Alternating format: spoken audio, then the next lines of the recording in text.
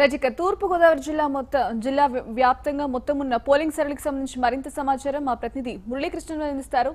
మురళీకృష్ణరాజు చెప్పండి. సంజన, పశ్చిమ గోదావరి జిల్లా వ్యాప్తంగా ఇప్పటికీ 55% పైబడి పోలింగ్ నమోదైనటువంటి పరిస్థితి ఉంది. అయితే పట్టణ ప్రాంతాల్లో ఓటర్లు బారులు తీరి ఉండడంతో పట్టణ ప్రాంతాల్లో మాత్రం 55% పైబడి పోలింగ్ నమోదైనటువంటి పరిస్థితి. గ్రామీణ ప్రాంతాల్లో కూడా 50%కి పోలింగ్ నమోదైనటువంటి పరిస్థితి. ప్రస్తుతం మనం భీమవరం పోలింగ్ కేంద్రం వద్ద బీజేపీ ఎంపీ అభ్యర్థి పైడికొండల మాణిక్యాలరావు ఇక్కడ ఉన్నటువంటి పోలింగ్ సరళిని పరిశీలించేందుకు వచ్చారు. అయితే ఆయనతో మాట్లాడే ప్రయత్నం చేద్దాం. సార్, ఇప్పుడు పోలింగ్ పరిశీలించారు, మీరు ఏ నియోజకవర్గాల్లో పరిశీలించారు, ఇక్కడ ఎలా ఉంది? సుమారుగా ఉండి తప్ప నేను మిగిలిన 6 నియోజకవర్గాల్లో తిరిగా కొంత ఈవీఎంలు మొరాయించిన సందర్భాల్లో స్టాగ్నెట్ అయిపోయి అది కొంత ఇబ్బంది కలిగిస్తూ ఉంది. కానీ పోలింగ్ మాత్రం ప్రజలు పెద్ద ఎత్తున తరలి వస్తూ ఉన్నారు. 50% ఇప్పటికే పోలింగ్ పూర్తయిన పరిస్థితి సుమారుగా ఉంది. అటు వృద్ధులు కానీ ఇటు ఫిజికల్లీ ఛాలెంజ్డ్ పర్సన్స్ కానీ చాలా పెద్ద ఎత్తున పోలింగ్కి వస్తున్న పరిస్థితి ఉంది. ఒక అనూహ్యమైన ఫలితాలు వచ్చే పరిస్థితి ఉంది. ఏదైతే ప్రజల్ని అబద్ధపు మాటల ద్వారా మోసం చేయొచ్చు అనే ప్రయత్నం తెలుగుదేశం పార్టీ చేసిందో అది పూర్తిగా ప్రజలు గమనించి అర్థం చేసుకుని ఇప్పుడు జడ్జిమెంట్ ఇవ్వబోతున్నారు అనేది చాలా స్పష్టంగా ఈ ప్రజలను చూస్తే అర్థమవుతుంది. అయితే పోలింగ్ పొద్దుట పర్సంటేజ్ తక్కువగా ఉంది, ఎండ తీవ్రత ఎక్కువగా ఉంది, అధికారులు వైఫల్యం ఉందని మీరు ఏమైనా గుర్తించారు? ఖచ్చితంగా అధికారులు ఈ ఏర్పాట్లు చేయటంలో విఫలమయ్యారు. ఏదైతే ఇంత ఎండ ఉన్నప్పుడు బయట వాళ్ళకి నీడనిచ్చే రకంగా షామియానాలో షెల్టర్ ఏదైనా ఏర్పాటు చేయటంలో కానీ డ్రింకింగ్ వాటర్ ప్రొవైడ్ చేయటంలో కానీ పూర్తిగా అధికారిక వ్యవస్థ విఫలమైందనే విషయంలో చాలా స్పష్టంగా కనబడుతుంది. అలాగే ఈవీఎంలు కూడా పదే మొరాయిస్తున్న పరిస్థితి కూడా ఉంది. ఏదైనా పబ్లిక్ మాత్రం ఓటేసి తమ తీర్పుని స్పష్టంగా ఇవ్వాలనే దాంట్లో మాత్రం ఓటర్లో చాలా స్పష్టమైన అవగాహనతో ఉన్న విషయం అవగాహన కలుగుతుంది. అంటే గతంలో హైదరాబాద్ నుంచి కానీ వైజాగ్ నుంచి కానీ ఇక్కడ ఉన్నటువంటి ఓటర్లు తరలి వచ్చిన సందర్భం లేదు. ఈ సంవత్సరమే ఈ ఎన్నికలకి మాత్రమే 2019 ఎన్నికలకి మాత్రమే ఇతర ప్రాంతాల్లో ఉన్న ఓటర్లు ఎందుకు తరలి వచ్చారని మీరు భావిస్తున్నారు? ఇది కూడా కరెక్ట్ కాదని నా ఉద్దేశం. గతంలో కూడా ఓటర్స్ వచ్చేవారు, వాళ్ళు స్వచ్ఛందంగా వచ్చేవారు. ఇప్పుడు ఏదైతే అధికార తెలుగుదేశం పార్టీ ట్రైన్స్ కంపార్ట్మెంట్లు బుక్ చేసి బస్సులు పెట్టి వివిధ ప్రాంతాల నుంచి, ప్రధానంగా హైదరాబాద్ లాంటి ప్రాంతాల నుంచి వాళ్ళు తెలుగుదేశం ఓటర్లను భావించిన వ్యక్తిని తరలించడం కానీ ఇట్లా కొంత పబ్లిసిటీ ఎక్కువ చేసిన పరిస్థితే తప్ప ఓటర్స్ మీద అవగాహన, ఓటింగ్ మీద అవగాహన ఉన్న వ్యక్తులు గతంలో కూడా వచ్చి ఓటింగ్ చేయడం జరిగింది. ఏదైనా ఒక మాస్ ప్రచారం జరిగి ఒక తప్పుడు వార్తలను, కథనాలని ఇటు మీడియా ద్వారా అందించడం ద్వారా లబ్ధి పొందాలన్న తెలుగుదేశం యొక్క ప్రయత్నం డెఫినెట్గా ప్రజలు అర్థం చేసుకున్నారు. ఆ దిశగానే ఇవాళ వారి తీర్పుని ఇవ్వబోతున్నారనేది ఎవరితోటి మాట్లాడినా అవగాహన కలుగుతుంది. Thank you.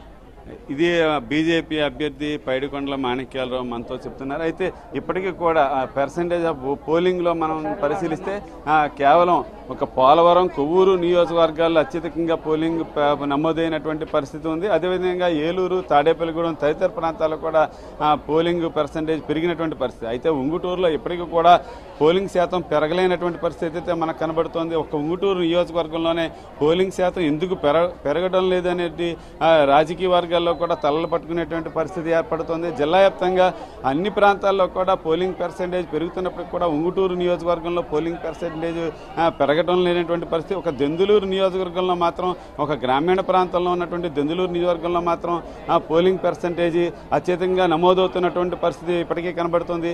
ఒక భీమవరం నియోజకవర్గంలో మాత్రం పట్టణంలో ఉన్నటువంటి అన్ని పోలింగ్ కేంద్రాల వద్ద కూడా బారులు తీరినటువంటి ఓటర్లు మనకు కనబడుతున్నారు. ఏ పోలింగ్ కేంద్రాన్ని పరిశీలించినా అక్కడ బారులు తీరినటువంటి వాతావరణం కనబడుతోంది. అయితే మధ్యాహ్న సమయం, సాయంత్రం సమయానికి వచ్చేటప్పటికి కూడా పోలింగ్ పర్సంటేజ్ తగ్గుతున్నటువంటి పరిస్థితి ఏర్పడుతుంది. అయితే ఇక్కడ మాత్రం ఈ భీమవరం నియోజకవర్గంలో మాత్రం ఏదైతే పవన్ కళ్యాణ్ ఇక్కడ అభ్యర్థిగా రంగంలో ఉన్నారో ఈ అభ్యర్థిగా రంగంలో ఉన్నటువంటి పరిస్థితుల్లో జనసేనాధిపతి పవన్ కళ్యాణ్ ఈ రోజు భీమవరం వస్తారని ఆయన వర్గీయులు అదేవిధంగా పవన్ అభిమానులు ఆశించారు. అయితే భీమవరం ఆయన రాకపోవడంతో కొంత ఏదైతే జనసేన సైనికుల్లో కొంత అసంతృప్తి అయితే ఉంది.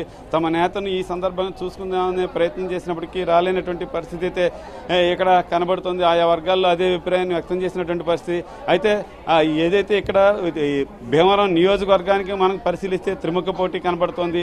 అందువల్ల వైసీపీ టీడీపీ కూడా ప్రధానంగా పెద్ద ఎత్తున రంగంలో ఉండడంతో అభ్యర్థులు ఇద్దరూ కూడా ప్రధాన ప్రచారంలో కూడా ఎటువంటి జాప్యం చేయకుండా చేసినటువంటి పరిస్థితి కనుక మనం పరిశీలిస్తే అందువల్ల ఓటర్లు పోలింగ్ శాతం పెంచినటువంటి పరిస్థితి ఏర్పడుతుంది.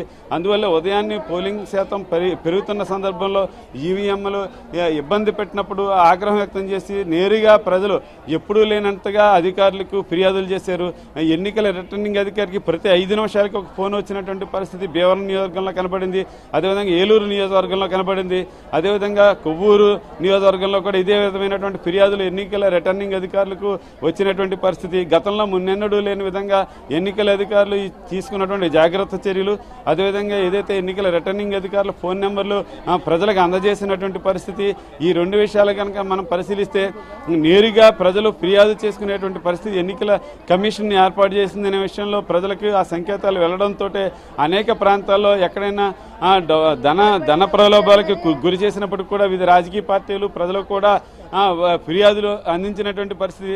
అందువల్ల పోలీసులు అదేవిధంగా రెవెన్యూ అధికారులు కూడా ఎన్నికల విధులు నిర్వహిస్తున్నటువంటి అధికారులందరూ కూడా ఖచ్చితంగా ఆ ప్రాంతాలకు వెళ్లి ఆ చర్యలను అయితే పరిశీలించినటువంటి పరిస్థితి ఏర్పడింది. అందువల్లే పోలింగ్ పర్సెంటేజ్ పెరుగుతున్నటువంటి పరిస్థితి.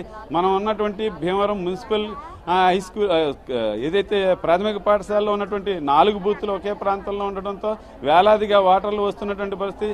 ఈ క్యూ లైన్లను పరిశీలించినటువంటి స్థానిక ఓటర్లు ఇక్కడి నుంచి తిరుగుముఖం పట్టి మరో గంట తర్వాత ఓటేసేందుకు వస్తామని ఇక్కడ చెబుతున్నటువంటి పరిస్థితి కూడా కనబడుతుంది.